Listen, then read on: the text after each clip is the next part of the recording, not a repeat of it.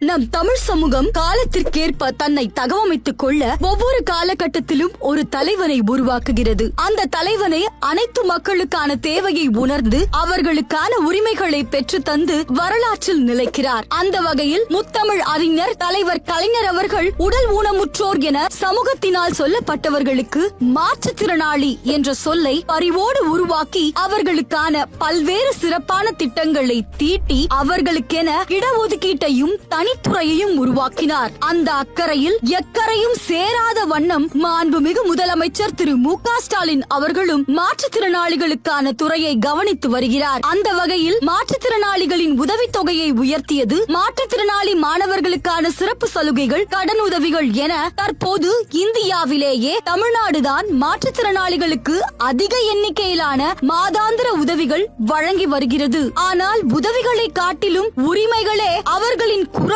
ஓங்கி ஒலிக்க செய்யும் என்பதால் உலகிலேயே முதன்முறையாக மாநிலத்தில் உள்ள அனைத்து வகை உள்ளாட்சி அமைப்புகளிலும் மாற்றுத்திறனாளிகளுக்கு நியமன முறையில் உரிய பிரதிநிதித்துவம் வழங்கும் சட்ட மசோதாவை சட்டசபையில் தாக்கல் செய்துள்ளார் திராவிட நாயகர். இந்த சட்ட மசோதா படி உள்ளாட்சி அமைப்புகளில் சுமார் 14,000 மாற்றுத்திறனாளிகளுக்கு பிரதிநிதித்துவம் உறுதி செய்யப்படுகிறது. மேலும் இந்த சட்ட திருத்தத்தினால் விளையப்போகும் வெளிப்படையான நன்மை பற்றி பார்த்தோம் என்றால் தற்போது நகர்ப்புற உள்ளாட்சிகளில் தேர்ந்தெடுக்கப்பட்ட உறுப்பினர்களில் 35 பேர் மட்டுமே மாற்றுத்திறனாளிகளாக இருக்கும் நிலையில் இந்த சட்டம் நிறைவேற்றப்பட்ட பிறகு சுமார் 650 பேர் நகர்ப்புற உள்ளாட்சிகளிலும் 12,913 பேர் கிராம பஞ்சாயத்துகளிலும் 388 பேர் ஊராட்சி ஒன்றியங்களிலும் 37 பேர் மாவட்ட ஊராட்சிகளிலும் என மொத்தம் 13,988 மாற்றுத்திறனாளிகள் நியமனம் செய்யப்படுவார்கள். அவர்களது குரல்